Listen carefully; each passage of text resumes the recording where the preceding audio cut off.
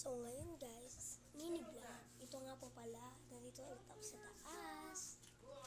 Guys, wala ngayon sila Noah guys.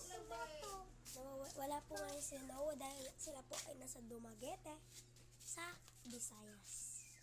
Medyo malayo na sila dito sa amin sa Luzon, Southern Luzon, Batangas. Nasa Dumaguete, Negros sila. And ngayon, hindi ko sure kung Oriental and Occidental yun. Anyways, kung taga dyan kayo sa Negros, medyo malapit pala kayo doon. Hindi ko lang alam kung anong barangay. Ito lang i-share ko sa inyo dahil wala naman ako masyadong kaya hindi na ako makapag-upload. Dahil kanina, okay lang kahit mag-unsubscribe. 60 na, naging 59, pero okay lang sa ating lahat yun. Hello guys, so ito nga po pala. At ako nandito sa kusina. Hindi naman yung mga vlog ko dati, no? Grabe, so bata pa ako nun, kaya di ko pa yun alam. Anyways, mga vlog ko dati talagang for interview na ngayon. I-interviewin ko lang kayo sa vlog ko dati. Yan, so yun dati talaga is dito is iba pa. Nakikita nyo yan. Ilang bagyo na kasi yung dumaan dito sa amin. Lalo na si Christine. Yes, kahit nasa northern si Christine, trauma din dito sa amin dahil doon sa kilalang na Payong Islands, ngayon ay mahabang buhangin. Ngayon is wasak-wasak nila. Pasensya na kayo mainit. So yun guys, wasak-wasak na lahat. Pero yun, kaya tumaas ng dating baha. Pero ngayon is medyo nakakamove na kami. Kaso is marami pa rin na mga nagbagsak ang puno. Kaya masyadong medyo OA na. Kasi yung mga puno na yun is hindi ko lang alam kung gaano kabilis yung ang hangin. Kasi nakita ko sa windy.com is 42 lang. Pero hindi ko na, dahil nag-iiba-iba naman yun, nag-iba na. Hindi ko lang alam kung ano ita-title ko dito. Pero anyways, ito nga pala, yan.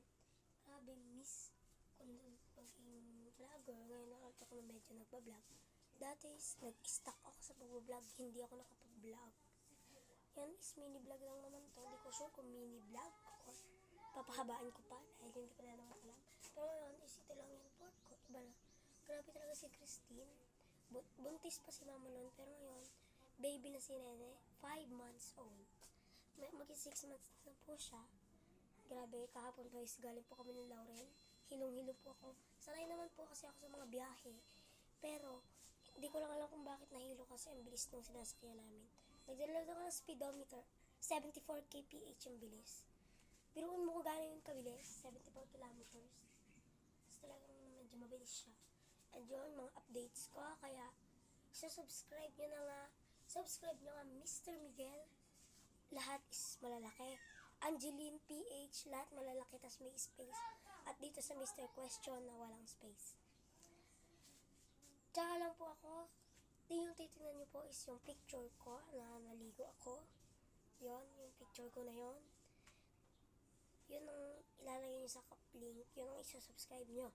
Kung trip nyo naman, isubscribe nyo lang yung mga iba pang subscriber.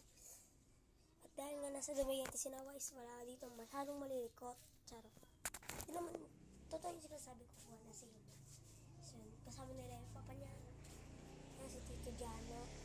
Yun, sa amin lang yun natutulog dahil napapagawa pa sila ng bahay. Hintayin niyo ako guys sa next vlog tomorrow.